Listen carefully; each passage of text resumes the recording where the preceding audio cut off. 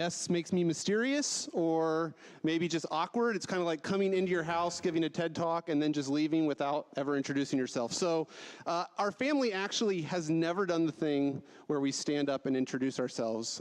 The very first week we came here to CMCC, I think we were on jet lag. I don't know what was going on. We can barely remember it. But we never stood up. We never introduced ourselves. And then every week we're like, should we do it this week? We're like, I don't know. Should we do it? We shouldn't do it. So now it's like that friend, that you've talked to them many times, and now you don't want to ask them their name because it's awkward. So you're like, hey, person, So that's kind of where we are right now. So let me introduce ourselves, our family, as I speak with you here tonight.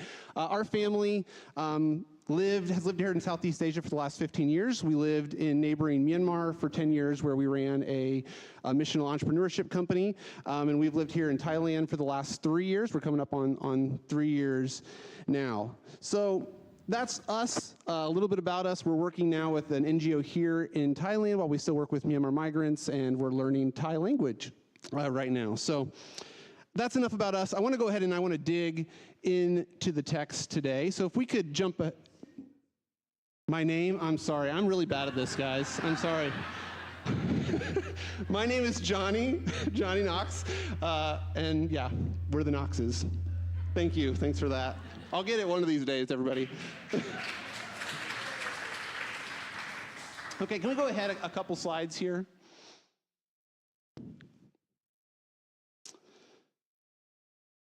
Can we go ahead 2 slides? Maybe? Yeah, the next one. Okay. I want to start today by doing a little bit of a thought experiment. I think it actually might be the next slide after this one. Yes, okay. A thought experiment. Imagine someone, I want you to imagine this right now. Imagine that someone hacked your account and all of your information, and it was all about to be made public. Everything. Your bank statements, individual transactions of where you spent your money, your calendar schedule, your Netflix and YouTube history, your screen time, every site you've visited and everything you've bought online. It would be out there for everyone to see. How would that feel? Would it be scary? Would it be embarrassing? Today I want to talk about what we love. What do we love? Not the things that we say we love, but the things we actually love. The things we love when no one else is looking. The foundations of our life are actually built upon these things. Our actions, our desires, our character. You see, tech companies understand this principle deeply. That's why they track what you click, not just what you claim to enjoy. Your behavior reveals more than your words do. Reed Hastings is a CEO of a little company called Netflix. You may have heard of it. And in a recent interview, he explained how early on, they asked people, what do you like? What kind of movies do you want to watch? What kind of TV shows do you want to watch? And people would click, and then they realized it didn't work. What they needed to do was just actually look at what people actually watched and just show them more of that. People would say, oh, I love documentaries, but really, they just wanted to stream another episode of The Office. So what do we actually love? You see, Jesus knew this long before Google Analytics told us these things about ourselves. And so we leave behind a data trail, a record of what we treasure, what we fear, what we long for. So the core idea here is your treasure reveals your heart. Today I'm going to be exploring this more deeply as we look at Matthew 6, verses 19 through 24. In this passage, Jesus will call us to examine 3 things. 1, what do we treasure? 2, how do we see? And 3, who do we serve? So, if we can go back to that Sermon on the Mount slide. I think I put them in the wrong order here. Sorry about that. Matthew chapters 5 through 7 is Jesus' most famous sermon. That's where we're going to be spending time today. He's teaching from a hillside, speaking to a crowd of Jews living under hard Roman occupation. Life was difficult. Taxes were heavy. Injustice abounded. Most people had little or no savings or stability of any kind. Wealth in the first century was fragile. People stored their treasures in grain, which could rot, clothing, which moths could eat, or buried coins, which people could steal. Jesus is speaking into this context. He's not just giving financial advice. He's asking, what are you living for? What story are you aligning your life to? And how are your daily sacrifices forming your soul? Or said another way, Jesus is inviting us into a new way of seeing, a new way of valuing, a new way of serving. The passage we're reading today is a part of that whole sermon where Jesus is already inviting us to live in a new way, to transform our hidden internal values, our giving, our praying, our fasting in secret, for an unseen audience, our Father who sees in secret. This is not just random moral advice, but a vision of what the world would look like when God is truly reigning as King in our lives. So let's keep all that in mind. I'm going to go ahead and I'm going to read again from Matthew chapter 6, 19 through 24. It says this: Do not store up treasures here on earth, where moths eat them and rust destroys them, where thieves break in and steal. Store your treasures in heaven, where moths and rust cannot destroy, and thieves do not break in and steal. Wherever your treasure is, there the desire of your heart will also be. Your eye is like a lamp that produces light for your body. When the eye is healthy, the whole body is filled with light. But when your eye is unhealthy, your whole body is filled with darkness. And if the light you think you have is actually darkness, how deep that darkness is. No one can serve two masters.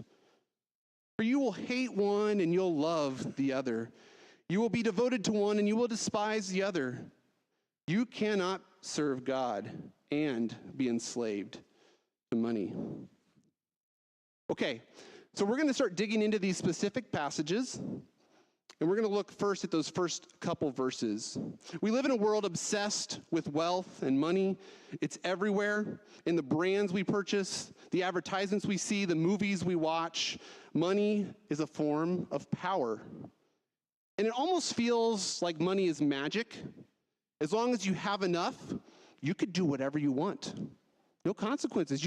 If you have the money, it doesn't require anything of you. You can just spend it and get what you want. Are you stressed out? Money buys you a nice vacation trip. Do you feel unaccepted? Money will buy designer clothes. Are you inadequate? Well, you could get more education and pay for that too. So money seems like this idea of easy power without requiring any sacrifice of us. And this is the great lie of all false gods and idols. They seem to give something and demand little of us at first. But over time, they demand more and more of us until they rob us of our very personhood.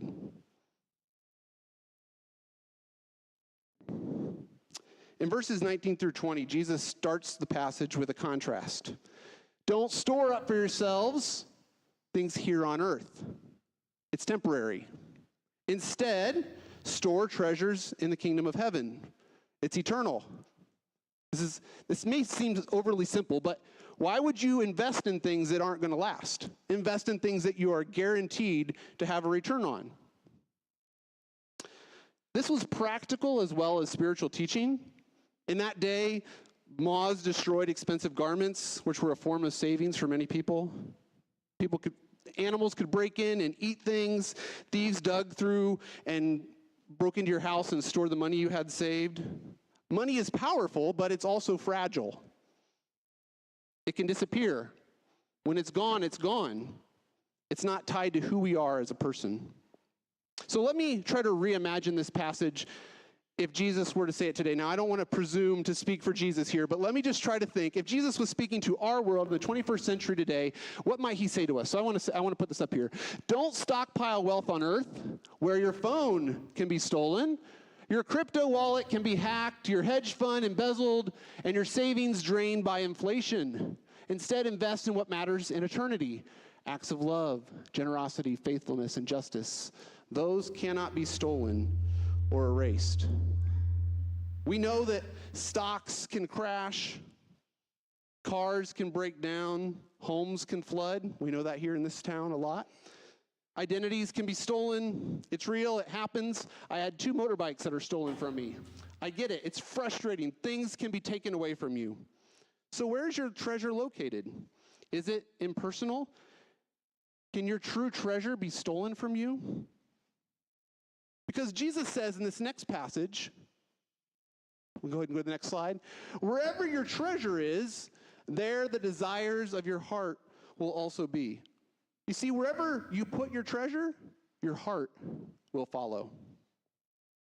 This isn't just a warning, it's a principle of formation. This is kind of a key idea that will be going throughout the whole message today. It's this next slide. It says this: we sacrifice for what we love, and we love what we sacrifice for. Let me say that again. We sacrifice for what we love, and we love what we sacrifice for. I put the image up here of 2 tired parents with an infant. Why would I put that when talking about this idea of we sacrifice for what we love and we love what we sacrifice for?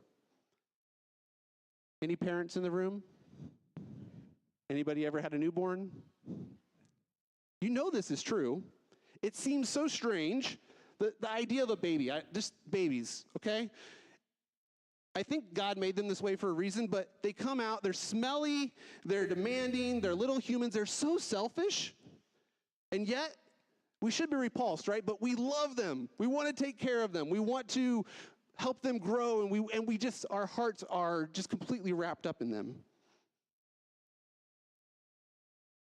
When we sacrifice for something, we love it more.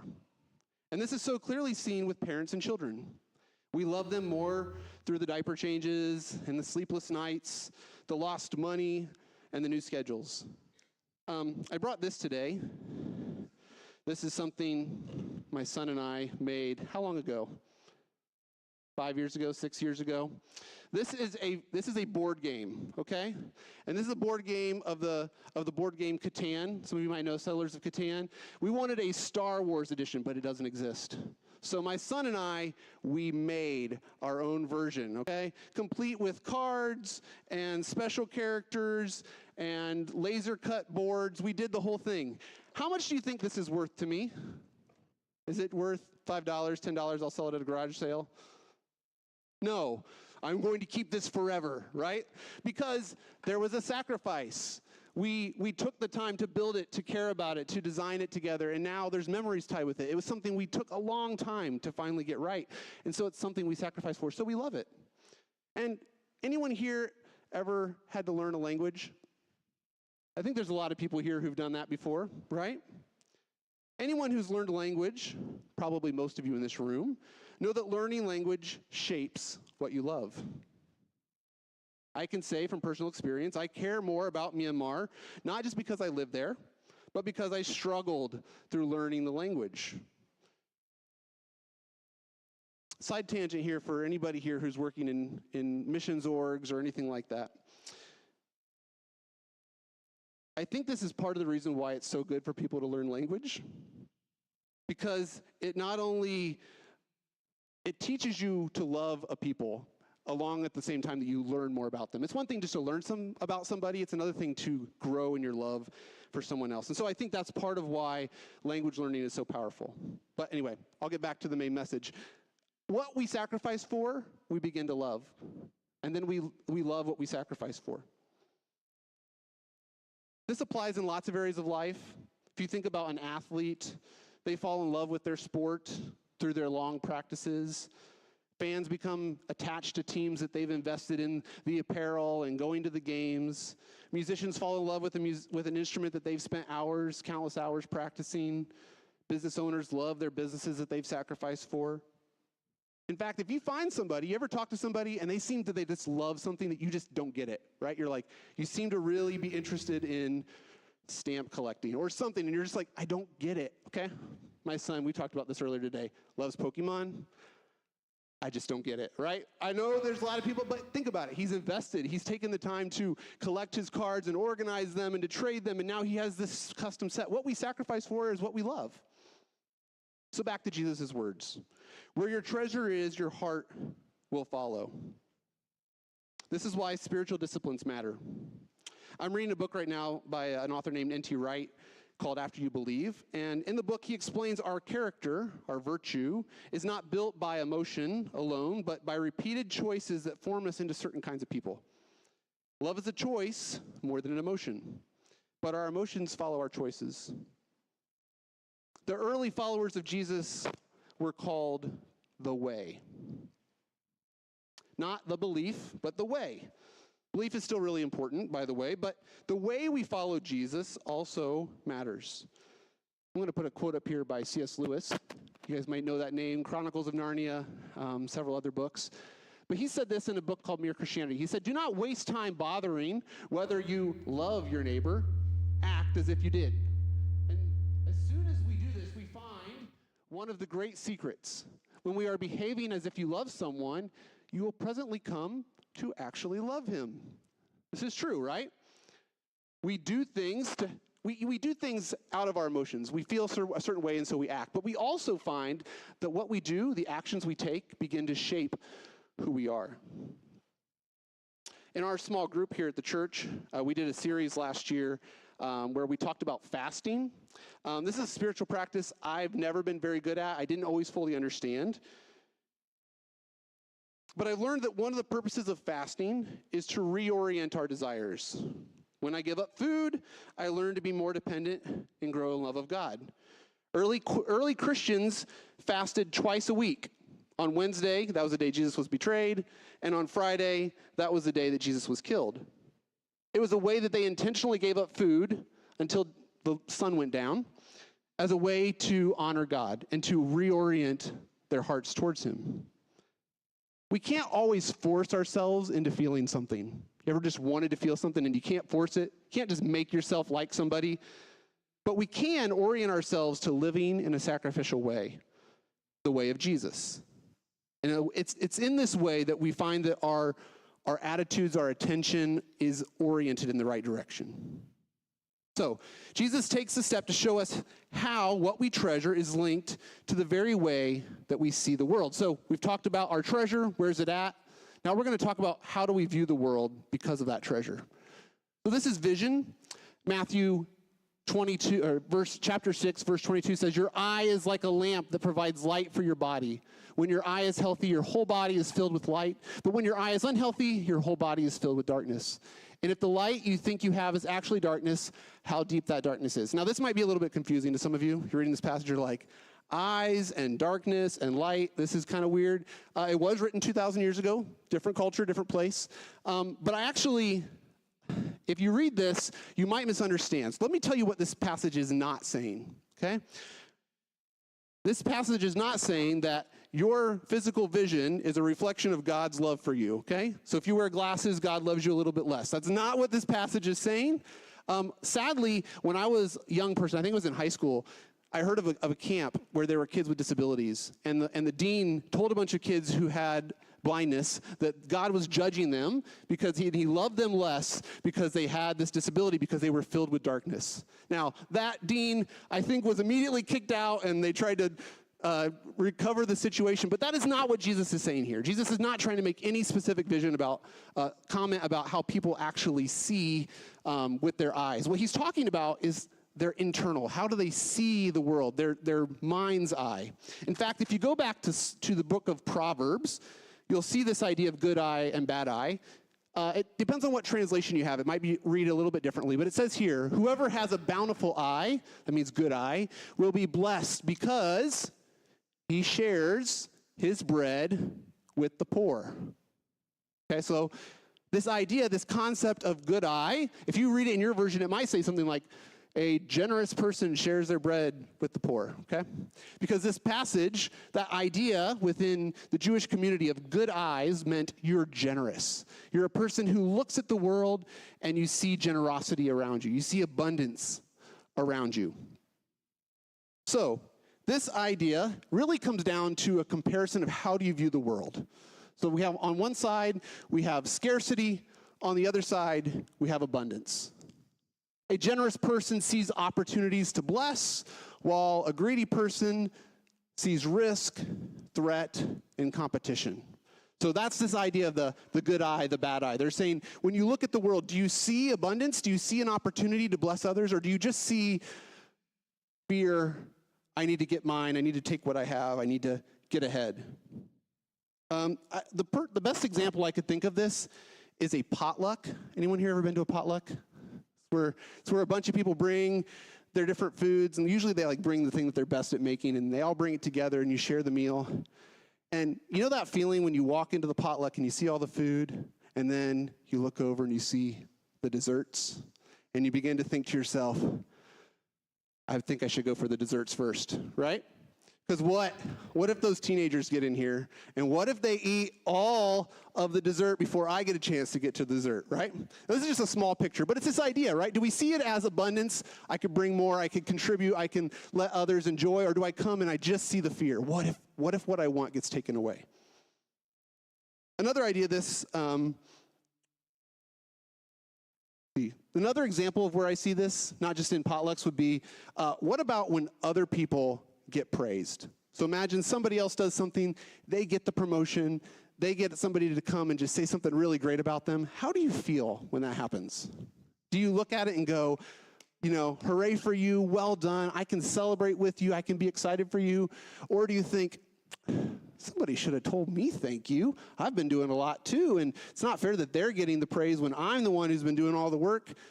Again, it's an abundance mindset or it's a scarcity mindset.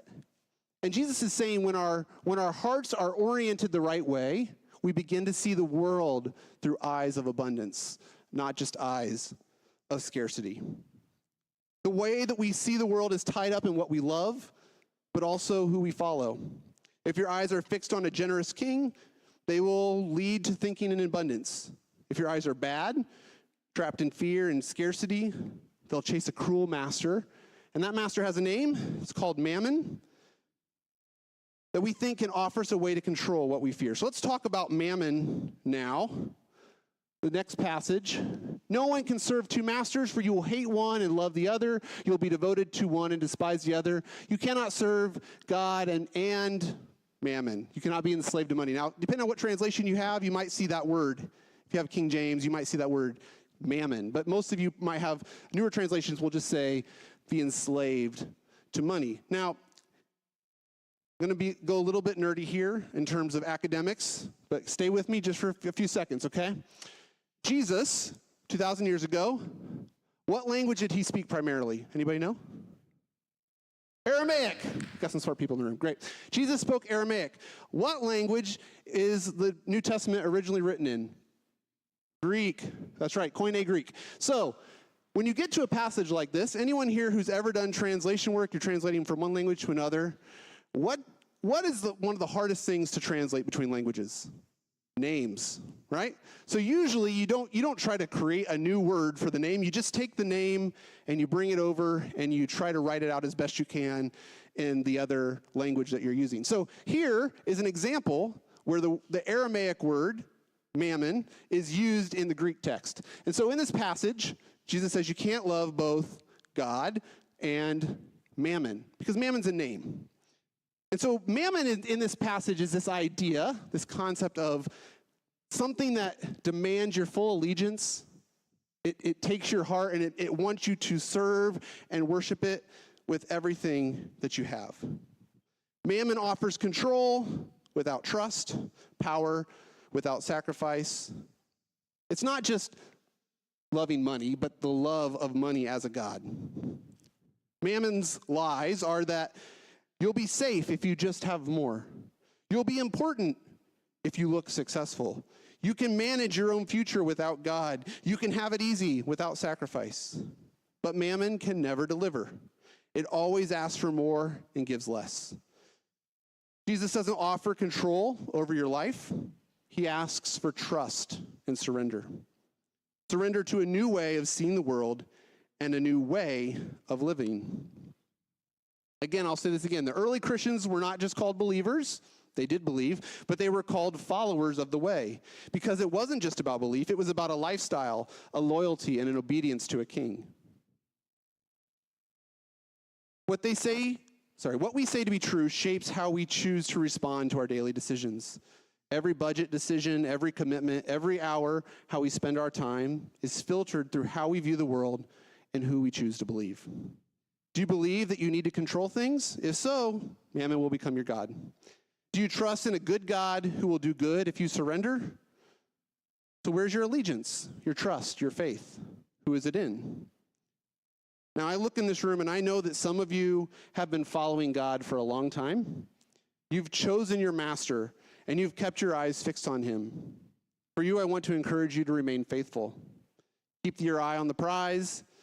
Young people, even those of us young like me, we should be looking to the godly excellence who are trying to seek to live their full life, and we should be looking at the practices of their life. What are they doing that helps them to be where they are today? But there might be some of you here in this room who might feel like you're following the wrong God. You're feeling the temptation to take control in life. I want to talk to take control in your life. And for you, I want to talk practically about how we can shift our focus to God, from darkness to light, from fading treasure to eternal reward. So here are 5 practical applications that we can live in the way, okay? The first one is to audit your treasure. This is a very personal thing. I want you to actually look at your life, those very things I started at the very beginning with. Where are you spending your time? Where are you spending your money? What are you doing with your entertainment? How are you living your life? And audit. If someone were to look, what would they say is the true love of your life? What story do your loves tell? Now, I'm not saying this to make you feel judged or to make you feel bad. My thing is about being honest, actually looking and saying, do I actually love the things that I say that I love? What do I truly love? And then that leads to 2, choosing your master. Maybe you realize, man, a lot of my loves are not aligned with the right things. I love a lot of things that I don't want to love. Then you need to choose your master. Confess when mammon is pulling at your heart. Confess to others and to God when just getting the money seems so much easier than sacrificing for others. Say aloud, Jesus, I choose you. If you've never made a decision to follow Jesus, we're happy to talk with you about what that means. But you can't do it on your own power. He alone has the power to help you in this. Once you've chosen your master, you need to start obeying. So that leads us to our next 2, practicing sacrificial generosity and celebrating others' success. This first one, practicing sacrificial generosity, it's so easy and yet it's so hard. Choose something that you care about and give it away. Choose something that you care about and give it away. So hard to do, but once you've done it, you almost always feel a sense of relief and joy. A sense of, I gave away something that mattered to me, and now I seem to care about something else. Any of you who've done this, you know this is true. You give away something, and then you feel a sense of joy, a sense of gratitude, a sense of generosity. So could you do that? Is there something you could give away? I would recommend you not tell anyone about it. The goal here isn't to go out and get a bunch of people to mention it on social media. The goal here is to orient your heart towards Jesus. Can you give away something? Number 4, could you celebrate other people's success? Could you look for somebody, maybe even someone you're a little bit jealous of, and congratulate them? Could you celebrate someone else instead of demanding that people look to you and celebrate you? And finally, number 5, train your vision. And this is maybe just overly practical, I don't know, but if you're a follower of Jesus, you should be practicing spiritual disciplines. Not because spiritual disciplines are like a way that you earn God's favor, it's not like that, but just like if you want to be good at piano, you should probably practice the piano sometimes. If you want to be really good at soccer, you should probably be able to run and, kick a ball. When we follow Jesus, we should be training, we should be building ourselves up in a way that we love what he loves, that we want to do the things that he wants to do, and that requires spiritual disciplines. These are things that people have been doing for thousands of years. It's simple things. It's prayer. It's reading our scriptures. It's fasting. It's taking time to be in community, to worship. There's more. We could spend more time on this, but the idea is, are you orienting your heart towards God through the daily rhythms of your life? So back to the original idea. We sacrifice for what we love, and then we love what we sacrifice for. So what do you love, and what are you sacrificing for? Matthew 13:44 says this: "The kingdom of heaven is like a treasure that a man discovered hidden in a field. In his excitement, he hid it again and sold everything he owned to get enough money to buy the field." That man was not foolish. He understood value. Yes, he sold everything, but he did it for a purpose. He knew that the treasure was worth the sacrifice. So back to the beginning, remember talking about data? If you knew that in 6 months from today, all of your information from now until 6 months from now would be exposed to the world, how would you live differently? What if your choices, your actions, even the things that no one sees because they're not looking, what would you want them to see? Would they find traces of a different way of life, evidence of a better kingdom? The truth is, Jesus already sees it all, and he's not asking for perfection. He died for us so that we don't have to do it perfect. He wants to help us to live in a way where we can have a treasure that lasts, a vision of generosity, and a master who gives everything, even his own life, to make us his. Jesus gave everything to make you his treasure. May you go and live like you've seen that treasure and like nothing else compares. May the way you spend your time, your money, and your heart this week reveal that you found the treasure worth giving everything for. You cannot serve two masters, but you can surrender to one Savior. Will you pray with me? God of abundance, you gave up everything to make us your treasure. Free us from the grip of mammon. Heal our eyes so we can see as you see, with generosity and trust. Teach us to obey, not out of guilt, but out of joy. Shape our hearts through your Spirit in our small daily choices, until what we love reflects what you love. Let our lives point clearly to your kingdom. In Jesus' name, amen.